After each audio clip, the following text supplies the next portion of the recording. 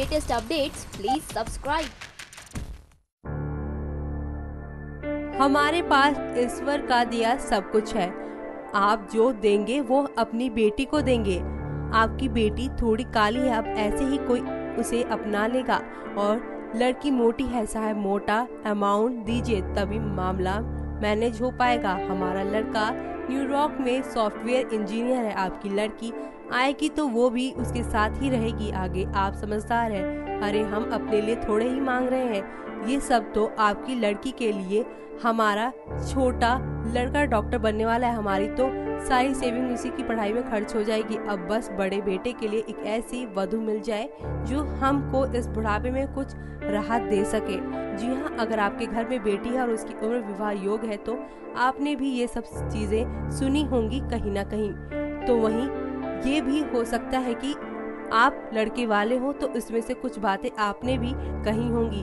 बात जब विवाह की होती है तो ना चाहते हुए भी दहेज का मुद्दा अपने आप ही आ जाता है। और कहा जाता है कि जहां एक और दहेज लड़की पक्ष के लिए सामाजिक कुरीति है तो वहीं लड़के पक्ष के लिए ये स्टेटस सिंबल है। आपको बता दें कि शायद आपने किस्से कहानियों में पढ़ा हो, एक समय था जब दहेज ही एक विवाह की शान हुआ करता था। बेटी सुख से रहे इसलिए राजा महाराजा अपनी बेटियों के नाम जागीरें और रियासतें लिख दिया करते थे। और राजा महाराजाओं के इतर तब भी एक आम आदमी को विवाह बाद खेत गाय भैंस मिल ही जाते थे। धीरे धीरे समय बदला और अब दहेज की बातें आलीशान फ्लैट, लग्जरी कार, सोने चांदी और धीरे धीरे हीरे जवाहरात, म्यूचुअल फंड जैसी चीजों पर आकर सिमट गई है। तो वहीं ये जानते हुए दहेज लेना न सिर्फ सामाजिक कुरीति बल्कि कानून की नजर में भी एक दंडनीय अपराध है। और इसके बावजूद भी लोग आपसी सहमति से दहेज ले रहे हैं और दे भी रहे हैं। और ये क्रम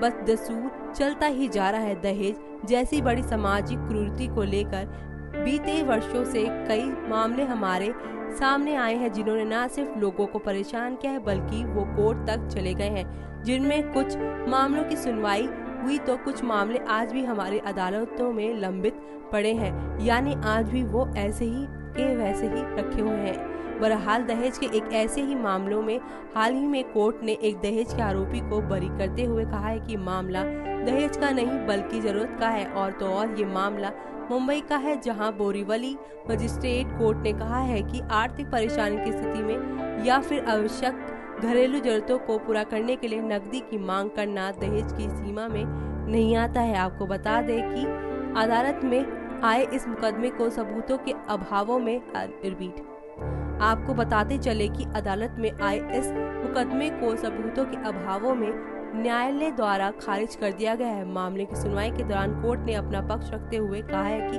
अगर आरोपी ने घरेलू सामान के लिए 5 लाख रुपए मांगे हैं तो भी ये आईपीसी की धारा 498 ए के दायरे में नहीं आता है।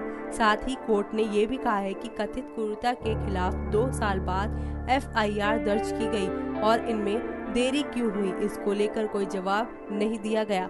और दहेज को परिभाषित करते हुए अदालत ने कहा है कि दहेज निषेध कानून के तहत दहेज उसे कहते हैं जब शादी से पहले या शादी के बाद में प्रत्यक्ष और अप्रत्यक्ष रूप से किसी तरह की संपत्ति या महंगा सामान दिया जाता है या फिर देने पर सहमति बनती है।